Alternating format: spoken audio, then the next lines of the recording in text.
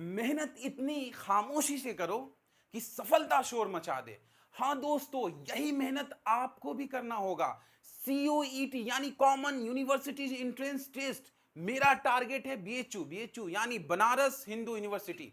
क्या होगा एलिजिबिलिटी, क्या होगा क्राइटेरिया, क्या होगा सिलेबस, क्या होगा पैटर्न सर, कैसे मिलेगा मुझे बीएचयू में एडमिशन, आइए देखते हैं इस वीडियो में।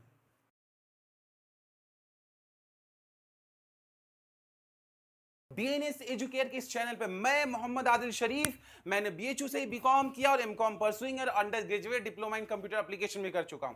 तो मुझे मालूम है कि आप सब लोगों के अंदर इन एग्जाइटी, किस चीज की बेचैनी है आपको जानने का। मुझे मालूम है कि आप ये जानना चाहते हो असल में कि सर ये तो बताइए कि अगर मुझे बीएचयू में एडमिशन लेना है, यानी CUET common universities entrance test के थ्रू अगर मुझे मेरा एडमिशन लेना है बीएचयू में, तो सर बीएचयू क्या पूछने जा रहा है, बीएचयू कैसे बीएचयू मुझे एक्सेप्ट करेगा, ऐसा क्या परफॉर्मेंस होगा, क्या क्या होगा सिलेबस, क्या होगा पैटर्न।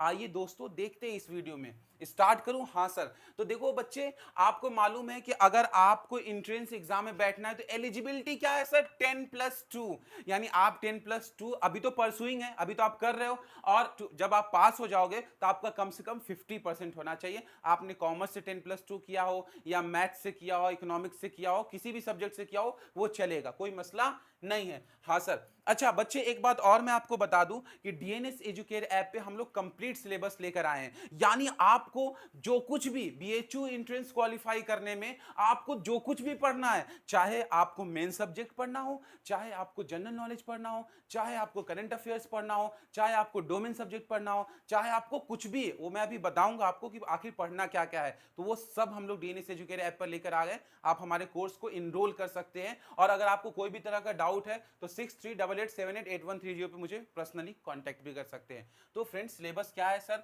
तो देखिए सिलेबस को समझिएगा। सबसे पहले जो आपका पेपर है वो कुछ इस प्रकार है कि जो सेक्शन 1 था, आपको याद है जो एनटीए ने सिलेबस निकाला था, मैंने बहुत डिटेल में आपसे बताया था कि सेक्शन 1 जो है वो बेसिकली क्या है, आपका लैंग्वेज है सर। और लैंग्वेज बीएचयू नहीं पूछेगा, यानी बीएचयू ने नोटिफिकेशन निकाला है, और बीएचयू ने नोटिफिकेशन में क्या कहा है कि हम लैंग्वेज से क्वेश्चन नहीं पूछेंगे। हाँ दोस्तों, तो सेक्शन 1 नहीं आने वाला है, तो इसे तो पहले कट कर देते हैं। फिर आते हैं सेक्शन 2 में। सर सेक्शन 2 से क्या पूछेगा? तो प्यारे बच्चों, सेक्शन 2 आपका डोमेन स्पेसिफिक है। डोमेन का मतलब बीएचयू ने कहा कि हम मेन सब्जेक्ट पूछेंगे। आप किस में एडमिशन लेने जा रहे हो? बीकॉम, यानी बैचलर ऑफ कॉमर्स में। तो आप, जाहिर सी बात है, अगर आप बीकॉम करना चाहते हो प्यारे बच्चे, तो आपको बीकॉम में बीएचयू ने कहा कि हम 2 सब्जेक्ट पूछेंगे, एक तो अकाउंटेंसी पूछेंगे, दूसरा हम बिजनेस स्टडीज पूछेंगे।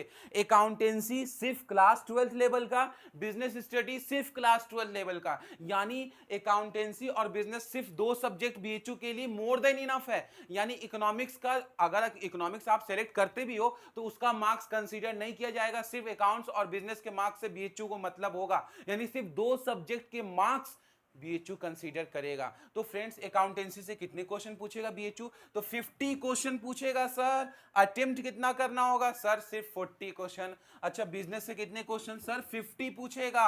अटेम्प्ट कितना करना होगा सर? Only 40 question. यानी बात आपको समझ में आ गई? हाँ सर, समझ में आ गया। मैं क्या कहना चाह रहा हूं? अच्छा, अब आपके मन में सवाल होगा कि सर अकाउंटेंसी से 12th का सिलेबस क्या है? तो ये तो मेरी जबान पे है ना, तो सुन लो ना एक बार सिलेबस, ताकि आपको मालूम है, आप 12th में पढ़ रहे हो, 12th आप पास आउट हो, तो आप 12th अच्छे से पढ़ो। फिर भी मैं आपको एक बार सिलेबस बताता हूं।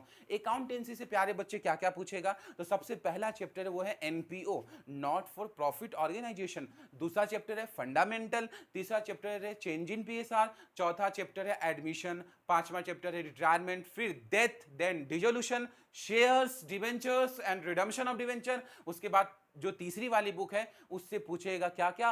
Financial statement analysis, comparative statement, common size statement, accounting ratios, ये सारा टॉपिक है अकाउंट्स में जो आपसे पूछेगा। और हाँ, एक और कैश फ्लो स्टेटमेंट, ये भी अकाउंटेंसी से पूछेगा। तो ये अकाउंट्स का मैंने एक सिलेबस बता दिया है, आप इसे नोट भी कर सकते हो। अच्छा सर, बिजनेस से भी 50 क्वेश्चन आएगा, 40 करना होगा। अकाउंट से भी 50 क्वेश्चन आएगा, 40 करना होगा। सर बिजनेस का सिलेबस क्या है? बिजनेस का सिलेबस 12 का क्या है? Nature and significance of management, chapter number 1। दूसरा चैप्टर क्या पूछेगा सर? दूसरा चैप्टर है आपका प्रिंसिपल ऑफ मैनेजमेंट, तीसरा चैप्टर होगा सर बिजनेस इन्वायरमेंट, फिर प्लानिंग, ऑर्गेनाइजिंग, स्टाफिंग, डायरेक्टिंग और कंट्रोलिंग। उसके अलावा और कौन से चैप्टर है sir? Financial management, financial market, marketing और कंज्यूमर प्रोटेक्शन एक्ट। ये सब कुछ पूछेगा सर, और बहुत ही आसान लैंग्वेज में हम आपको पढ़ाने वाले हैं। उसके बाद सर ये तो सेक्शन 2 हो गया, डोमेन, यानी 50 और 50 क्वेश्चन अकाउंटेंसी से 40 अटेम्प्ट करना होगा, 50 बिजनेस से 40 अटेम्प्ट करना होगा।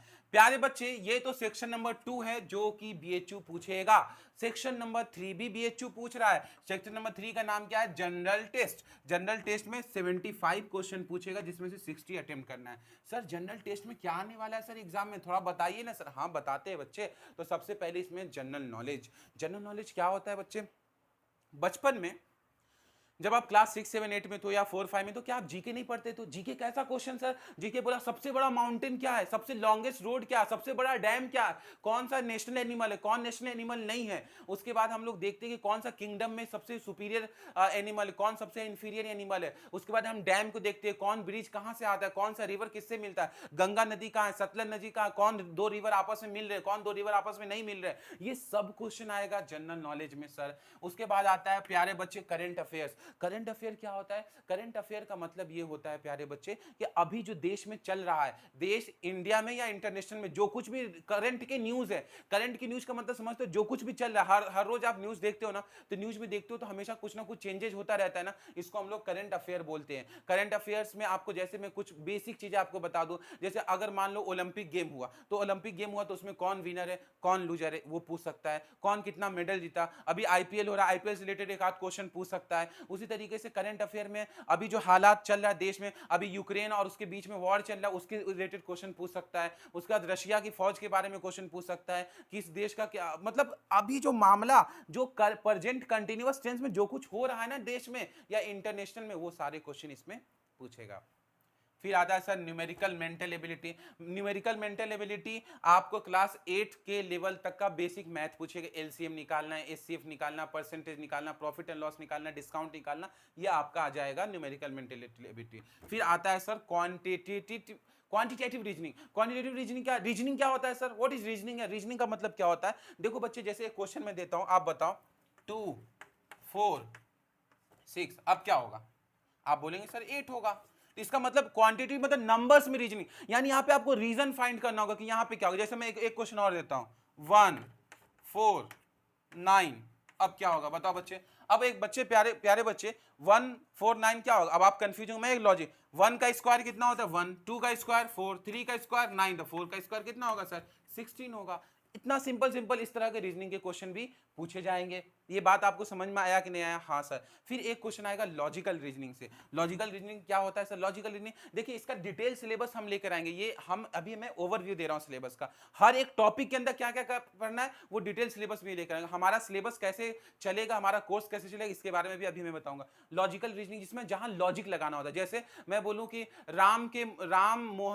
राम मोहन से 10 साल बड़ा है, तो आज की डेट में राम और मोहन के एज के बीच में अगर 5 साल का डिफरेंस है, 10 साल बाद उसके एज का क्या डिफरेंस होगा। उसका ब्लड रिलेशन से क्वेश्चन आ सकता है। उसी तरीके से सीटिंग अरेंजमेंट का क्वेश्चन कि मैं एक स्कूल में एक लाइन थी, स्कूल में एक लाइन में हम खड़े हैं, स्कूल की एक लाइन में हम खड़े हैं, तो मैं स्कूल की लाइन में आगे से 5वां बच्चा हूं और पीछे से मैं 13वां बच्चा हूं, तो बताना कि कितने बच्चे उस स्कूल के लाइन में है। तो इस तरह के क्वेश्चन जो आपका है लॉजिकल एनालिटिकल रीजनिंग से भी पूछा जा सकता है। तो फ्रेंड्स, मैंने आपको एक ओवरव्यू सिलेबस का बताया कि कैसे कैसे सिलेबस में आपका बीएचयू में क्या क्या है। तो बीएचयू में एक बार मैं और लास्ट में बता दूं ताकि आपके मन में जो भी डाउट्स हो क्लियर हो जाए, कि बीएचयू में सेक्शन 2 आने वाला है।